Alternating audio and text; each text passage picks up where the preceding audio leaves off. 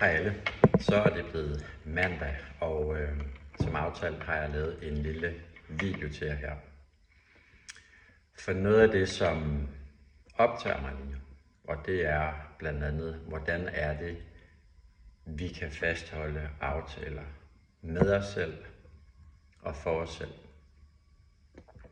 Så noget af det, jeg godt kunne tænke mig at prøve at stille lidt fokus på i den her uge, det er, hvad gør du for at investere de 20 minutter om dagen ind i dig selv? Det kan være, det er de fysiske træninger. Det kan være, det er breathworking. Eller det kan være, at du har valgt at sætte dig ned og skrive i dagbog, hvordan din dag er, hvordan du har det, og hvad du gerne vil have ud af for eksempel den her uge. Jeg oplever ofte, at vi kan have gode intentioner, men med mindre vi får en reminder om, at vi skal gøre noget bestemt, så er det også nogle gange nemmest at hoppe over, hvor gæder laves.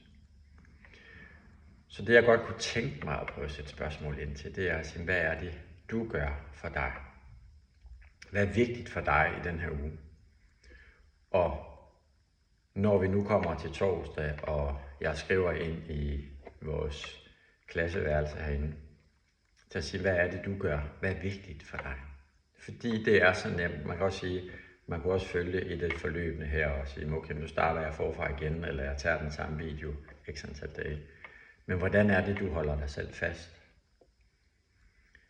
Jeg ved personligt, at jeg kan have oftest rigtig gode intentioner. Så kommer der noget med børnene, eller så er der en klient, eller så er der noget andet, der ligesom hopper i vejen for egentlig lidt min ambition. Og samtidig med, så er der noget, som kommer til at nære mig nogle gange. Hvis jeg ikke gør det, så er det bedre, at jeg gør noget 5 minutter end ingenting.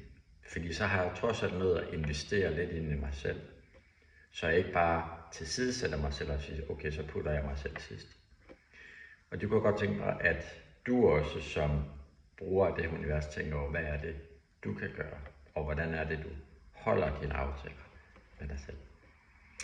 Det var dagens lille indspark. Jeg glæder mig til at høre fra jer herinde på torsdag. Ha' en fantastisk start på ugen. Hej.